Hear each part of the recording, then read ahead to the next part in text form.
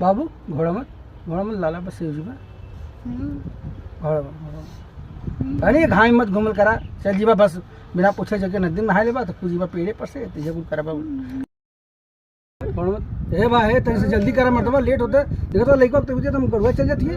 अरे चाचा घबराइए मत, आप चल रहे हैं। अरे रुकिए ना, टेंशन मत लीजिए, डॉक्टर के पास जाना है ना आपको। समझ ना तो कदी चले कितने अरे इतना गर्मा कहाँ रहे हैं? गर्मा कर रहे हैं और लइका जब ठंडा जी तब से बका तू। अरे ओकर हम ठेका लिए हैं। ठीका लिए हैं बस यार अगर खा लेने दीजिए, चल रहे हैं।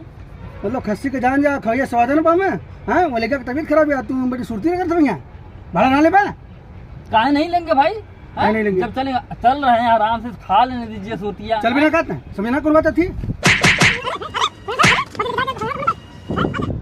ऐसा करें भाई, गाड़ी मल ले सवारी के ले जा